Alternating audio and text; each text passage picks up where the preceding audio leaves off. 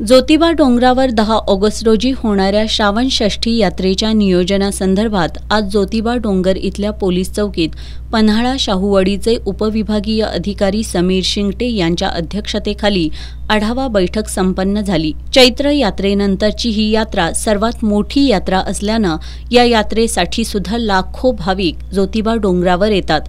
या बैठकीत प्रांताधिकारी समीर शिंगटे यांनी विद्युत यंत्रणांची दुरुस्ती करणं, धोकादायक कठड्यांना रेलिंग बसवणं, स्वच्छतागृहांची संख्या वाढवणं, दर्शन रांगा पार्किंगचं नियोजनासह आवश्यक पोलीस बंदोबस्त तैनात ठेवणं यासह वाहतूक मार्ग, यात्रा काळातील पावसाळी वातावरणाचा विचार करून रस्ते सुरक्षेला प्राधान्य देणं याबाबत संबंधित यंत्रणांना सूचना दिल्या।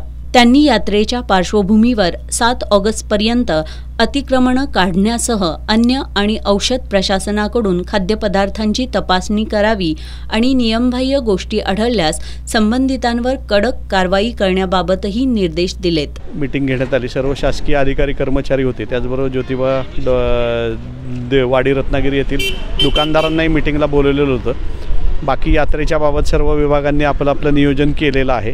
पण त्याच महत्त्वाच्या ज्या सूचना आहेत त्याच्यामध्ये जे सेंट्रल प्लाझा आणि पायरी मार्ग याच्यावर जे अतिक्रमणं 5 तारखेपर्यंत सर्वांनी काढून घेण्याबाबत सांगण्यात आलेलं आहे आणि 5 तारखेच्या पुढं मात्र मग सक्तीनं ती काढावी लागतील।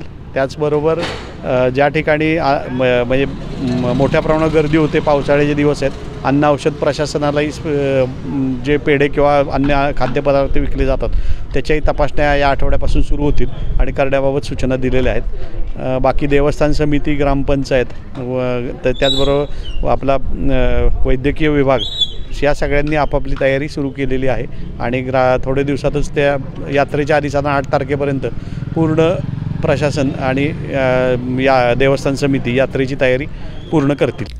या बैठकीत प्रशासनाच्या विविध विभागांच्या अधिकाऱ्यांसह ज्योतिबा ग्रामपंचायत आणि देवस्थान समिती प्रशासनानं यात्रा काळात देण्यात येणाऱ्या सुविधांची माहिती दिली। या बैठकीला पन्हाळ्याचे तहसीलदार माधवी शिंदे, शाहूवाडीचे DYSP अप्पासाहेब पवार, गटविकास अधिकारी सोनाली मांडकर, वाहतूक विभागाचे पोलीस निरीक्षक किरण लोंढे, कोडोली पोलीस ठाण्याचे सहाय्यक पोलीस निरीक्षक कैलास कोडग, उपनिरीक्षक मनोज कदम, प्रशासक अभिजित गावडे, ग्रामविकास अधिकारी शिवाजीराव पाटील, ज्योतिबा देवस्थान समितीचे व्यवस्थापक धैर्यशील तिवले यांच्यासह पुजारी आणि ग्रामस्थ उपस्थित होते।